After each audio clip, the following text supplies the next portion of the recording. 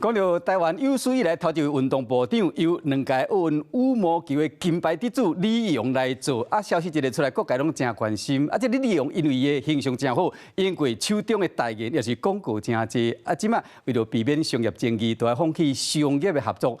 估计讲损失上无有3000万。针对这点，李勇有写文章回应讲，感谢外界关心，嘛已经完成所有合规的程序。这几年，我和我的黄金搭档拿下许多胜利。 但天下无不散的宴席，我想是时候走出属于我自己的路了。换印度飘飘的西装、翕车的广告，反正咱的技术素人无法度坐体育列车，安尼敢有可能和李勇同款户共一台车？Hello， 大家好，我是李昂，今天带大家来看我新装潢好的我家。有车冒出小改樱桃，那规都别金牌，嘛带你看厝会装潢。Now I am standing down.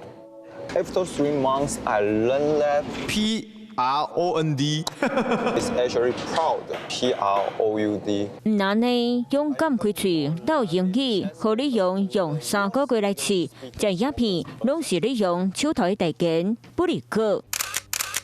接运动部长的李勇，肩胛加重大，才趁的挂落瓦，恐惊袂当去做啊！来算伊捌合作过厂商，有来自故乡金门的酒厂，男性爱用烤脆酒的刀瓦，手夹伫咧耍的麻酒电动，特别中秋啊爱食的月饼，麻酒皮落点的目药水，佮真侪精品点点，为了避免商业争议，李勇爱改读合约。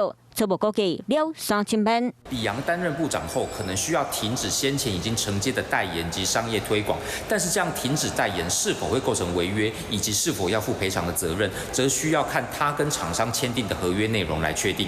李勇这部长爱放弃商业代言，虽然外落啊无通谈，不过将做台湾史上头一位运动部长，大家拢真期待伊会当用专业来牵扯团队来推速运动的发展。 Hello， 我是雷亚。想要抢先掌握最及时的新闻资讯吗？赶快订阅、按赞、开启小铃铛，锁定华视新闻 YouTube 频道。